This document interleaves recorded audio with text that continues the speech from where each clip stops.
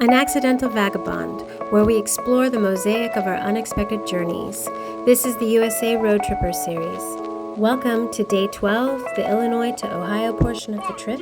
If you're interested in seeing any of the other videos, check the links in the description below. Like, subscribe, and comment for more content. Today's journey started at Kayak Starving Rock campgrounds in Buffalo Rock State Park and ended at Geneva Park campsite in Ohio.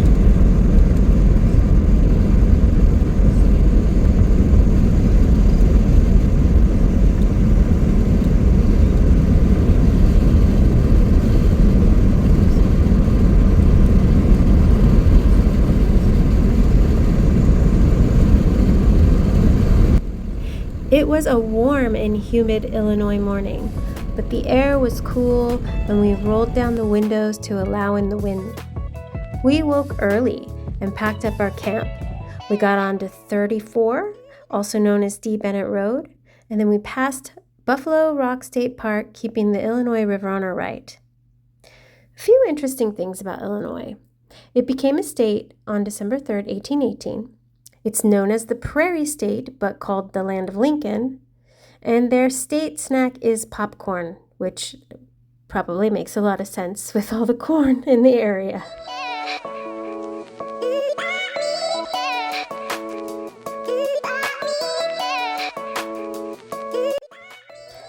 D. Bennett Road eventually turned into Ottawa Avenue as we passed through the township of Naplate. This town had been destroyed by a tornado in 2017, and that's not that long ago, especially when it comes to rebuilding. I'd noticed as we went by that some of the buildings looked like they were in ill repair or needed some love, and learned about the tornado later.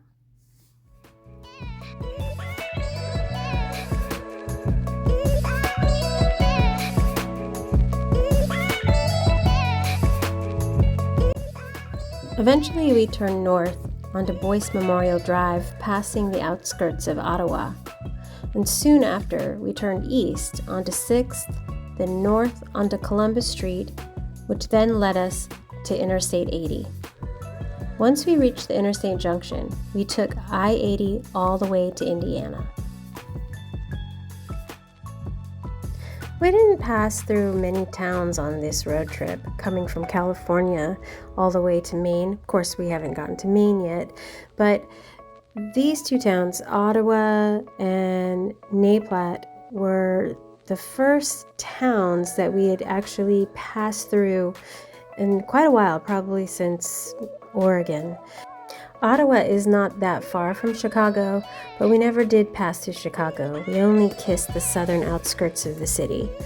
So we didn't have to experience a lot of the crazy traffic that I would imagine that Chicago would bring. I really hope to go see Chicago one day, but it just wasn't on the list for places to stop for this trip.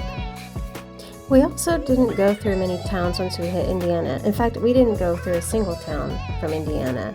It was mainly highway views, which are not always the most interesting to look at. We crossed the Des Plaines River, which was the border for Indiana. Indiana! Woo! Indiana, the Hoosier State. Capital, Indianapolis. And the highest point is Hoosier Hill, and the hill is not very high, so 1,257 feet or 383 meters, and the largest city is Indianapolis. One fun fact, there's a town called Santa Claus, and they receive thousands of letters to Santa Claus. Ohio! Woo! Ohio, the Buckeye State. The capital is Columbus.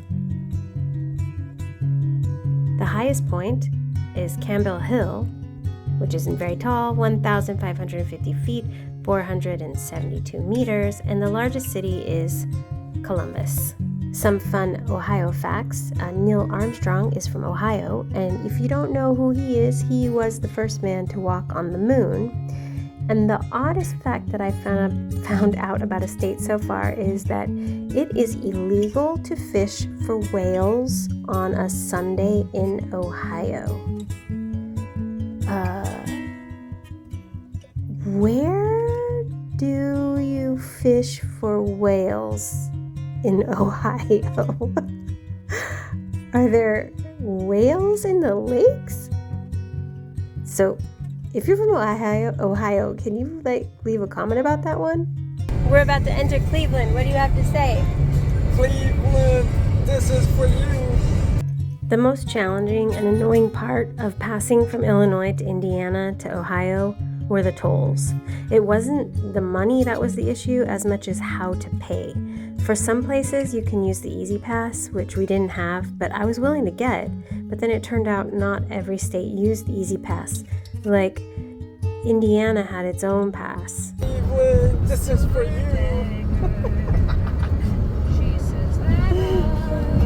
In 1 mile, use the left 3 lanes to continue on I-80 East. I tried to get the Indiana pass as well, but it's pretty ridiculous to get passes if you're just traveling through. But honestly, if you're planning to drive across the country, it is important to find out about the tolls because all of the cash tolls were closed. There was no cash, no card. I even tried to pay online because each state gives you a window of time to pay, but even that was complicated. Our only saving grace was that we had just bought our car and we were awaiting plates. So we had the temporary plate in the window, which made it more difficult for the cameras to catch us. That's my best guess. Because once I figured out the online systems for each state, this includes New York too, I tried to search for us, but we weren't in the system. So lucky for us. If you can figure out the tolls before crossing from Illinois to New York, your drive will be a lot easier.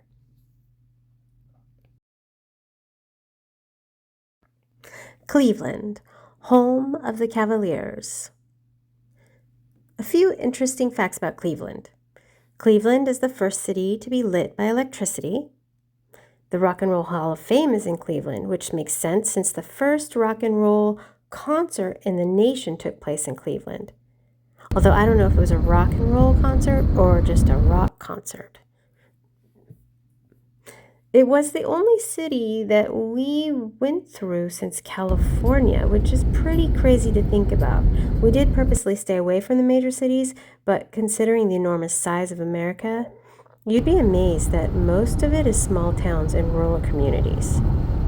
It also really affects the driving. Most of the roads that we took, starting from Oregon all the way through Idaho, Montana, Wyoming, just straight roads, or winding roads if you're near the mountains. But it's all very different driving from the speed and aggression of the Cleveland drivers. And I'm not just calling out Cleveland drivers. I think it's all city drivers.